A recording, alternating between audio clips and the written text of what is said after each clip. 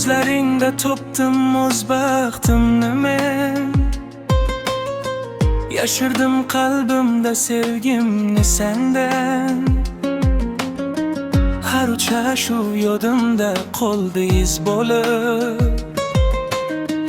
Taqdir seni olib ketdi jim bo'lib.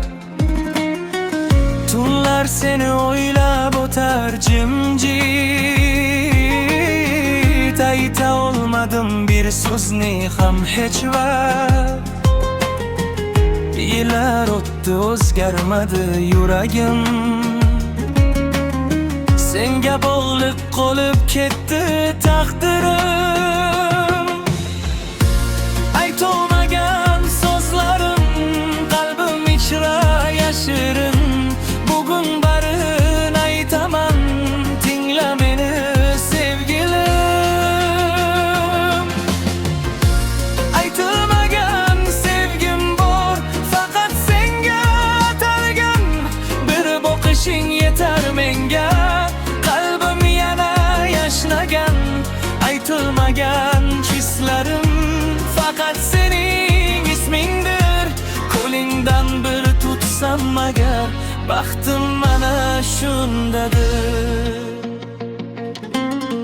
Yomg'ir yog'sa seni yana eslayman. Sensiz o'tgan kunlarimni sanayman. Bir kun seni yana ko'raman deya orzularim bilan yashayman yana. Kulging hali turaman deya shaymlar. Ovozingdan yuragim ham yayrar. Bir kun meni tushunarsan sevgilim. Shu umidda yashab o'tar taqdir. Kech qolganman balki aytishga, lekin sevgi kechikmas aslo.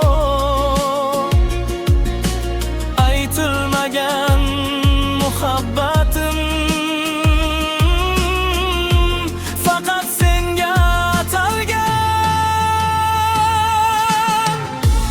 Aytilmagan sevgim bor, yuragimda yashaydi. Sen kulib bir boqib qo'ysang, butun olam yashnaydi. Aytilmagan hislarim mangu senga atalgan. Sen bor joyda baxtim bordir, muhabbatim so'nmagan. Aytilmagan, ammo chin sevgim faqat senga.